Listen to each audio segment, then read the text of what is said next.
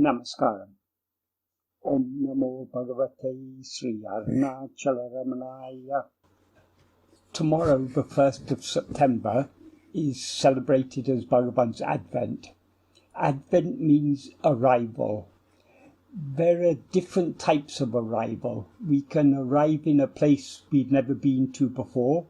We can arrive in a place that we have visited a few times, or we can arrive in the place we come from. We can arrive back at the place where we belong. That is a return. So Bhagavan's Advent is his return to Arunachala, because Bhagavan is Arunachala himself. He was born in human form in Tiruchuri. He spent some of his childhood in Madurai, but eventually he returned to where he belonged, which is Arunachala. So the return of Bhagavan to Tiruvannamalai is for us all a very significant event in his life. But more than just the physical event, what is most important is what is represented by that. What does Bhagavan's return to Arunachala represent? It represents the aim of our life, our return to our source, our return to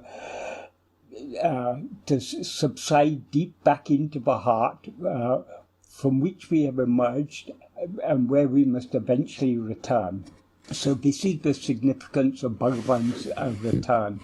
It's our return, what his return to Arunachala signifies our return to our source. That is our aim. So, and in the life of Bhagavan, the physical event of his coming to Tiruvannamalai, that is symbolic of what actually happened 6 weeks earlier in Madurai. That is the truly important event is what happened in that day in sometime around middle of July in 1896 in Madurai, when that great fear of death came to him, and that drew his mind back within. He turned his mind back within. Then and there he merged back into Arunachala, into his source, into the one reality, that which is Ekam Eva Advityam, one only without a second. That is Arunachala, that is Bhagavan. So this is what we are all aiming for. Bhagavan has sung about this in verses 1 and 2 of Arunachala Ashtakam. When in the early days, soon after Arunachala Ashtakam had been composed and published, some people took it literally to mean that it was only after coming to Arunachala that the final absorption in the source took place. But in later years, Bhagavan made it very clear what happened on that day in Madurai, that was final. For example, Bhagavan once said, the sun that rose in Madurai is the same sun that has been shining ever since, the same sun that is shining here.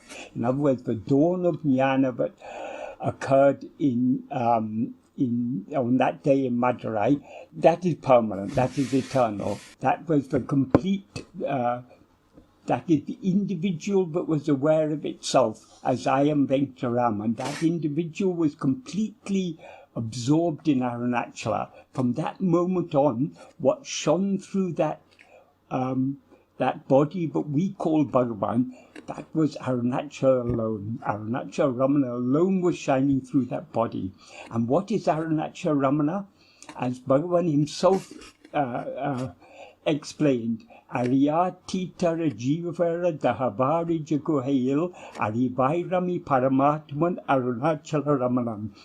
Arunachala Ramana is the Paramatma, the ultimate self, which exists blissfully as Arivu. Arivu means awareness. Here it refers to the fundamental awareness I am. Satchit. He is that which shiny as awareness in the cave of the heart lotus of all different jivas, beginning with Hari. That means from the highest God to the most insignificant insect, in the heart of every jiva, that which is shining as I, that as the fundamental awareness I, that is Arunachala Ramana. So that alone is what shone through the form of Bhagavan Ramana from that moment onwards. And that alone is our Guru. That is, as Bhagavan explained, though Guru ever exists in our heart as our own self, as our own reality, as Atma-swarupa, as the fundamental awareness I am, because our minds are outward going, it is necessary for a Guru to appear outwardly in human form in order to tell us to turn within. So that is the reason why the eternal Guru, who is ever existing and shining in our heart, appeared outwardly in the form of Bhagavan Ramana to tell us to turn back within. So the return of his body, his body arriving in Tiruvannamalai was symbolic of what had happened in Madurai 6 weeks earlier when he merged back in his source. What he sings in verse 1 and 2 of Arunachala, it is not to be taken literally, but it was only when Bhagavan returned to Arunachala that he looked within and saw the disappearance of the seer. It happened 6 weeks before. This is what his return to Tiruvannamalai is symbolic of that, as indicated in these two verses. So what Bhagavan says in verse 1, in the first half of the first line, he says, Arivuru Giriyena Amadaram. That means it sits calmly as a hill, bereft of awareness. Of course, it's not bereft of awareness, it's only seemingly bereft of awareness. Amma Adisayam Idun Sayal Arivaridhakum. Its action is Adisayam, it is preeminent, it is wonderful. Difficult for anyone to understand. That is, no one can understand the action Bhagavan is referring to here. The sail is the Arul sail, the action of his grace. It is very, very subtle. So though Arunachala appears as an insentient hill, it seems to be an insentient hill, a hill devoid of awareness, actually it is Jnana Swarupa. Jnana Sambandha sang of Arunachala, Jnana Tiralai Nindra Peruman. It is the great Lord who stands as a vast heap of jnana. So though Arunachala outwardly appears to be devoid of awareness, it is actually Chit Swarupa, as Bhagavan says in the third or fourth verse of Arunachala Navamanimalai. So that though it appears outwardly insentient, it is actually that Chit Swarupa, and its act of grace cannot be understood by anyone. It is truly wonderful. Then he goes on to say, Aruvaru Siruvayadu Adu Mudal Arunachalam Miha Peridu Ena Arivinilanga. From my young age, when I was bereft of knowledge, Arunachalam shone in my awareness or in my mind as something exceedingly great. That is the greatest of all things. That is Arunachala. That was clearly shining in his mind from his young age when he was bereft of knowledge. That is before knowing any other thing. The one thing that was shining in Bhagavan's heart was, in his awareness, was Arunachalam. And then he goes on to say, Arihilan Adam Porol. I did not know its porol, its significance, its reality, what it actually is. Adu Tiruvannamalai Ena Oruvanal Arivuru Petram, even after coming to know from someone that it is Tiruvannamalai, he still didn't understand its significance. And then in the last line he says, Arivine Marul Urutu Aruhinil Eka. That means when it enchanted my mind and drew me near, Aruhurum Amayam Idu Achalam Arkandain. At the opportune time of coming near, I saw it to be Achalam. Achalam means, we can understand it in two senses here. Achalam, that is the literal meaning of Achalam. It is what is devoid of chalana, devoid of movement. So a hill is called Achalam because it is devoid of movement. But what is truly devoid of movement, all phenomena appear and disappear. Ego appears and disappears.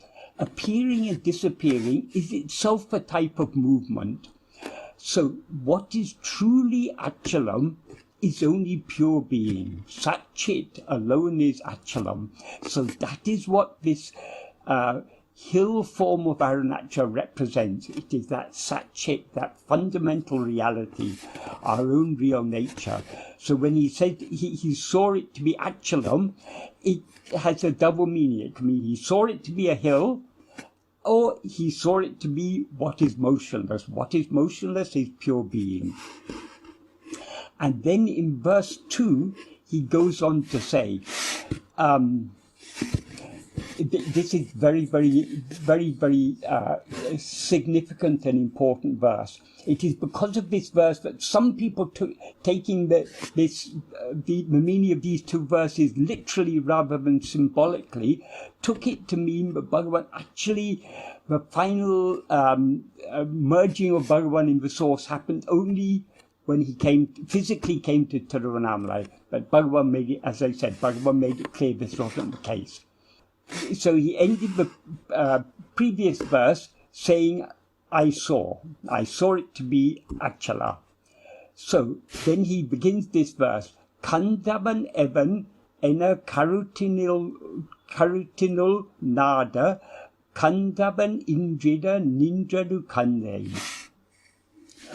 When he doesn't, but that is in Tamil. Bhagavan often writes in Tamil in an extremely impersonal way. So what he says is, the literal meaning is, when investigating within the mind who the seer is. He doesn't say who investigated, but obviously who is to investigate it? The seer is to investigate who the seer is. In other words, it's ego. As ego, we are to investigate who we as ego are, to see what we actually are.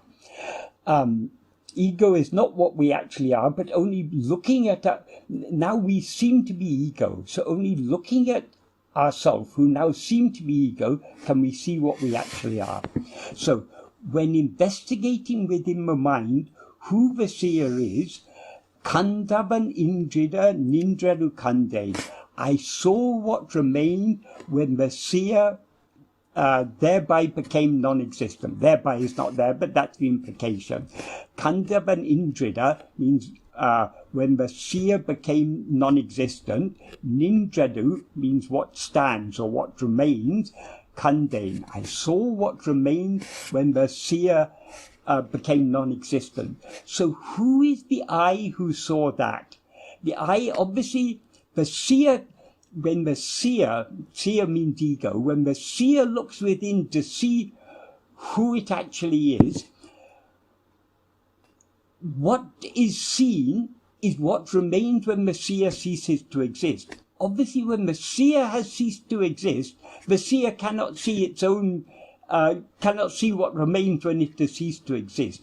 So what sees what remains after the seer after ego has ceased to exist is only what remains. That is, what remains after the cessation of ego is only pure awareness, only Satchit. So Satchit alone can see Satchit. Sat-chit is what remains alone when ego ceases. Sat-chit alone is what sees Sat-chit. And that Sat-chit, that is Arunachala, that is Bhagavan. So, Bhagavan didn't say he saw the disappearance of ego. He said he saw what remained when ego disappeared, because in the view of Arunachala, in the view of Sat-chit, there never is any such thing as ego. So if we as ego look within to see who we actually are, ego will thereby cease to exist, and what will remain shining, knowing itself as ever, is the pure awareness. So the wording here is so significant. Bhagavan is very, very subtle and precise in the way he words things. Then he goes on to say, here he says he saw that, but then he goes on to say, Kandanan endrida karutu era ille. That means the mind, karutu, does not rise to say, I saw. That is, there's no, after ego has ceased to exist, there's no I to rise and say, I have seen. As Bhagavan says in verse 33 of Uludu Napadu, to say I have known myself or I have not known myself, both are equally ridiculous, because once we know ourselves, there is no I remaining to say I have seen. So nowadays we have so many people who say, I have attained self-realization, come to me, I will give you jnana or whatever. Anyone who says, I have attained self-realization has clearly not attained, because there's still an I there to say, I have attained. So this is what Bhagavan is teaching us here. The very, very deep and subtle teachings Bhagavan is giving us here. So after saying the mind does not rise to say I saw, he goes on to say, Kandilan endrida karutu erumaren. So in what way or how can the mind rise to say I did not see? That is, after the dissolution of ego, there's no rising either to say I saw or I did not see.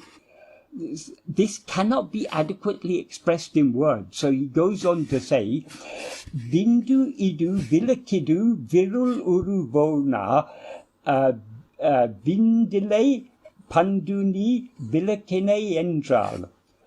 The meaning of this is, who has the power to elucidate this by speaking, when in ancient times even you elucidated it without speaking? Even you, he's referring to Arunachala as Dakshinamurti. Dakshinamurti revealed the truth to the Sanakadi rishis in silence, without saying anything, because this truth is beyond the range of mind and therefore beyond the range of words. So ultimately, the ultimate truth can be revealed only in silence, because silence is the very nature of Sat-chit. Silence is pure being. And then he ends the verse saying, Vindidadu unnile vilakida endre vintalam achalama vilangida nindrai. Only to elucidate your state, implying your state of silent and motionless pure awareness, only to elucidate your state without speaking, you stood as a hill, or you stood motionlessly, shining from earth to sky. Though actually beyond the limits of both.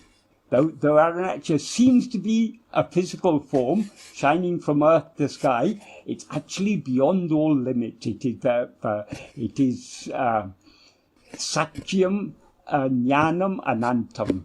It is pure being, it is pure awareness, and it is anantam. It is without any limits, as it is described in Upanishad. Satyam Jnanam Anantam.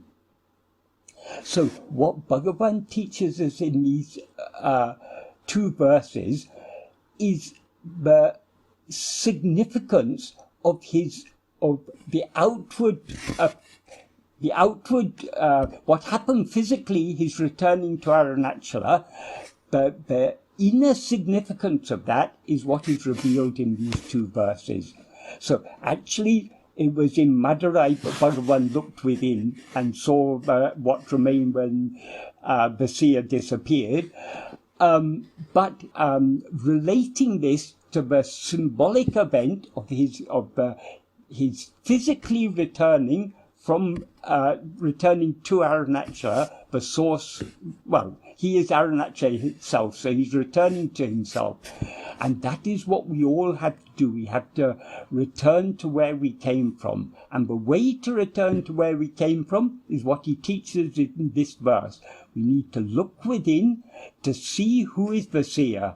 If we look within deep enough, the seer will cease to exist, and what will then remain shining, that is Arunachala Ramana. So this is the true significance of this sacred day, Bhagavan's Advent, Bhagavan's return to Arunachala. Om Namo Bhagavate Sri Arunachala Ramanaya. I have a question. Do we need to be in Tiruvannamalai? We believe it is good to visit Tiruvannamalai, but since it is said that Arunachala is in our heart, is it not a contradiction to believe that it is good to be there? It's not actually a contradiction. Of course, being in Tiruvannamalai is a great blessing, but Arunachala and Bhagavan are in no way limited to time or place. Bhagavan is eternal. That is, though Bhagavan was born on a certain day in human form in 1879, he's actually the eternal reality. So he's not limited in time. So Bhagavan is, when Bhagavan was about to leave the body and the devotees were weeping, Bhagavan said, "Where can I?" And they were praying to him, "Bhagavan, you shouldn't leave us." Bhagavan said, "How can I leave? Where can I go? I am always here." That is, he is omnipresent. He's present in all times and in all places. He's ever present in our heart. So, this is why it is said, mere smaranat Arunachalam, by mere remembrance of Arunachala, mukti is assured. Bhagavan has clearly indicated, Bhagavan has said the same. For example, in the final line of verse 10 of Arunachala Patikam, he says, O tumin we kal ulamadil oliriv we koli arunama giriye.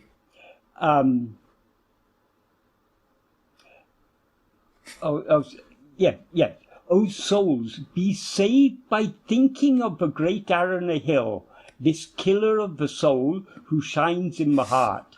So Bhagavan clearly says we can be saved merely by thinking of this great Aruna hill, because he is always shining in the heart, always waiting to devour us, always waiting to feed upon us. That's why he says the killer of the soul. So we can be saved, even if we are fortunate to come to Tiruvannamalai, to spend time in Tiruvannamalai. That is, of course, a great blessing. But we shouldn't think, if we are not able to be in Tiruvannamalai, but we are missing out on anything, because the grace of Arunachala Ramana is omnipresent. It's available in all times and in all places, because it's ever shining in our heart, as he says. He says here, Ulamadil Ole, he's ever shining in our heart as I. So the mere thought of Arunachala, smaranat Arunachalam, is enough to give liberation. So it is not necessary to be in Tiruvannamalai, but when we have the opportunity to be in Tiruvannamalai, of course it's a great blessing. So ultimately, whether we're in Tiruvannamalai or not in Tiruvannamalai, it is determined by prarabdha. The prarabdha is the fruit of our past actions, but Bhagavan has allotted for us to experience in this lifetime. He allots those fruit that will be most beneficial for us. So whatever happens in our life is what is best for us.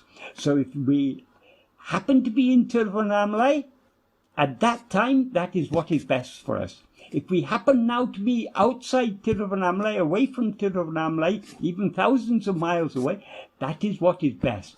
Because what is most important is not just being physically in the presence of Arunachala, being mentally in his presence by always having Arunachala Ramana in our mind.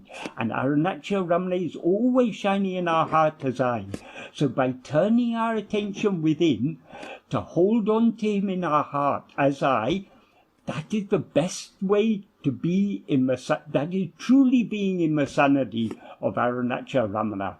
The physical sanity, of course, it's beneficial, but it is far less important than our whole mind and heart being in his presence by turning within and holding on to him in our heart, where he is ever shining as I. So when the opportunity is there, grab the opportunity with both hands. When the opportunity is not there, let us not regret it. Let us remember he's ever shining in our heart as I. Om Namo Bhagavate Sri Arunachala Ramanaya.